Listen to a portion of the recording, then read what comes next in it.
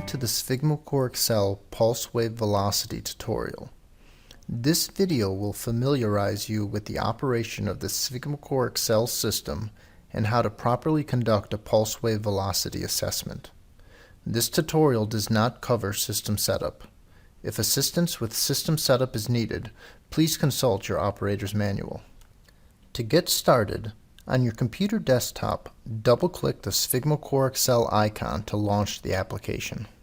To establish communication between the software and the SphygmoCore module, click on System in the upper left corner of the toolbar and select Find Module from the drop-down menu. If communication has been successfully established, a message stating Electronics Module Found will be displayed in the notification area at the bottom of the screen. If an error message appears, this indicates that communication could not be established. In this case, ensure that the USB cable is properly connected to both the module and the computer and that the module is powered on. Once confirmed, reattempt the Find Module function. If communication still cannot be established, consult your operator's manual for further troubleshooting suggestions or contact an Atcor medical representative. It is important when conducting a pulse wave velocity assessment to arrange the room so that the computer screen can be easily viewed by the operator during data capture. In most cases, this is achieved when the computer is placed next to the head of the bed or exam table, the same end where the patient's head will rest. If the screen is in a position that is difficult for the operator to view, it could make data capture challenging. To prepare for pulse wave velocity, the patient should be in the supine position and have rested for at least 5 minutes before beginning the assessment. Supplied with the SphygmoCore system is a light blue thigh cuff. Only this cuff may be used for conducting pulse wave velocity assessments. For instances where the standard thigh cuff is too small, a second, larger thigh cuff is available. For further information about the larger thigh cuff, please contact your Atcor Medical sales representative. Place the thigh cuff on the patient's leg as far up on the thigh as possible. The cuff can be placed over thin clothing, but in some instances it may be necessary for the cuff to be in direct contact with the patient's skin. Ensure that the tubing is on the top of the leg and directed upwards towards the patient's core. Proper cuff application is important for ensuring high-quality data capture. Take caution to not use any cuff other than the light blue thigh cuff. Place the cuff upside down. Orient the cuff so that the tubing is anywhere other than the top of the thigh. If the patient has already had a profile created in the SphygmoCore software, locate that profile in the patient list and then proceed with the assessment initiation. To create a new patient profile, click New in the lower left-hand corner of the setup screen and enter the patient information into the appropriate fields.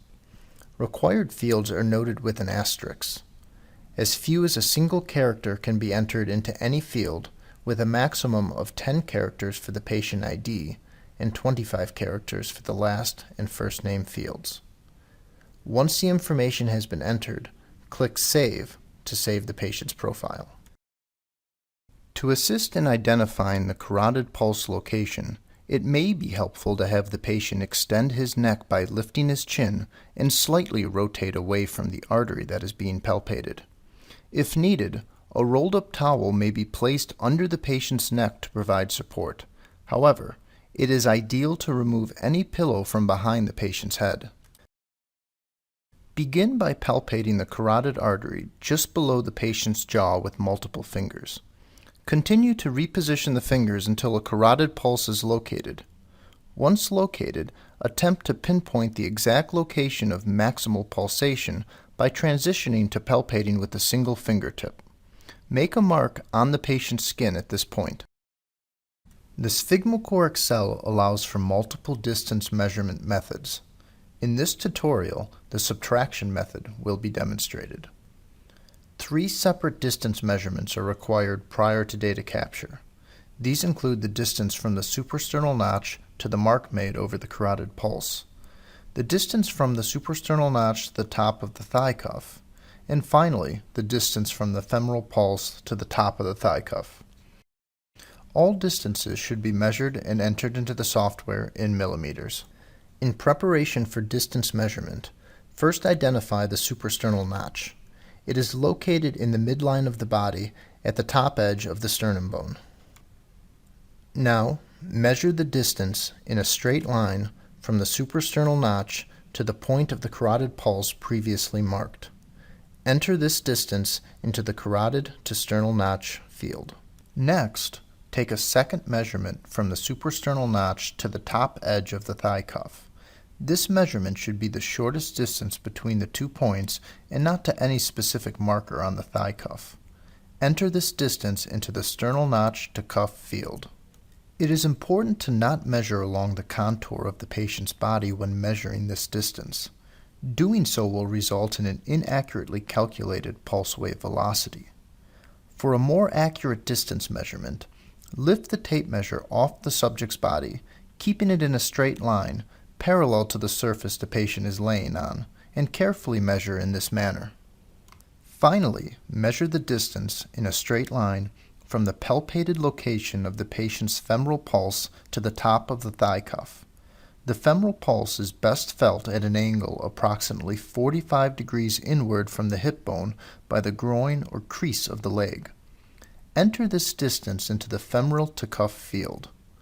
Note that it may be difficult to palpate a patient's femoral pulse through clothing, in which case it may be necessary to palpate directly on the skin. The SphygmoCor Excel software also includes fields for entering the patient's blood pressures, height, and a notes section for free text. However, it is optional to enter this information, and only the distances are required to conduct a pulse wave velocity assessment. Once the desired information has been entered, click Capture to begin the assessment. When capturing waveform data for pulse wave velocity, the software provides 2 different capture settings. These settings are adjusted prior to beginning the assessments. The PWV settings options can be accessed by clicking System, choosing Settings, and then navigating to the PWV tab. When the cuff tonometer sync option is checked, the thigh cuff will inflate only after 10 seconds of adequate carotid waveforms have been acquired. When the cuff tonometer sync option is not checked, the thigh cuff will begin inflating as soon as capture is initiated. In this tutorial, capture will be demonstrated when the cuff tonometer sync option is not checked. Once the capture button has been pressed, there will be an audible click as the pump turns on and begins inflating the cuff. At the same time, the software will transition to the capture screen. When the pressure in the thigh cuff reaches the desired level, it will discontinue inflating and start acquiring the waveforms in the femoral artery. The tonometer is used to acquire the carotid pressure waveforms by a technique known as applanation tonometry. Applanation tonometry involves partially flattening the carotid artery between the pressure sensor at the tip of the tonometer and the tissue behind the vessel. Doing so allows the sensor to accurately record the shape of the pulse in the artery, which is critical for accurate pulse wave velocity calculation. While sitting at the side of the exam table, place the tonometer on the patient's carotid pulse, visually connecting the sensor at the tip of the tonometer with the mark made earlier on the patient's neck. The operator's finger should then be positioned at the base of the tonometer in contact with the patient's skin. This provides maximum stability while allowing for the optimal control needed to make the fine, slight adjustments necessary to acquire a high-quality signal. It is also important that the operator comfortably rest his arm on the patient's shoulder, chest, or other firm surface to minimize any variation in hold-down pressure. When the tonometer sensor is over the pulse, a pressure waveform will appear on the screen. To optimize the signal, make adjustments to the tonometer position and angle. Adjustments should be slight and in a step-by-step fashion. Move the tonometer perpendicular to the path of the artery. Movements should be no more than 1 millimeter at a time while making positional changes. Be sure to wait a couple of seconds between each adjustment. Do not move the tonometer continuously. It may also be necessary to apply downward pressure in order to achieve successful applanation of the carotid artery. Ensure that there is a clear, well-defined initial upstroke or foot on the pressure wave, as this is the feature that is utilized in pulse wave velocity calculation. In the capture screen, the top window will display the carotid tracings being acquired with the tonometer, and the bottom window will display the waveforms from the cuff. Each window has a set of guidance bars that provide real-time feedback about the consistency and amplitude of the waveforms. The horizontal bar at the top of the tracing evaluates the consistency of the waveform peaks. The horizontal bar at the bottom of the tracing evaluates the consistency of the baseline, and the vertical column to the right of the capture screen is an indication of the signal amplitude or strength. When one of the horizontal bars turns green, it is an indication that the consistency of that feature is most likely acceptable. The column to the right of the capture screen has a threshold marker that indicates the preferred minimum amplitude. The sphygmochoric cell system requires a minimum of 10 seconds of reproducible waveforms be acquired simultaneously at the carotid and femoral locations. When the signal strength indicator is above the threshold marker and both horizontal guidance bars are green for both capture windows, the software will automatically capture the waveforms and generate a report. However, some circumstances may require the operator to manually capture the assessment. This is accomplished by pressing the spacebar on the computer keyboard. Once the assessment is captured, the report will automatically be displayed. It is important to always first evaluate the quality control indicator to determine if the report can be considered acceptable. A green check is an indication of an acceptable assessment, while a red cross indicates that the assessment should be repeated. In addition to the quality control indicator, the waveform should be viewed to ensure they display a well-defined upstroke. Waveforms that are noisy or lack an upstroke definition should be repeated. To repeat an assessment, simply click the Repeat button in the lower right-hand corner of the report screen. Once generated, a report is automatically saved to the patient's profile. Any subsequent reports will also be added under the patient's profile and can be accessed in the Assessments section. All reports are listed chronologically and identified by the date and time of the assessment. If the computer has been configured with a printer, it is possible to print a hard copy of the report by clicking the Print button in the lower right-hand corner of the screen. Once an acceptable report is obtained, pulse wave velocity is complete and the cuff can be removed.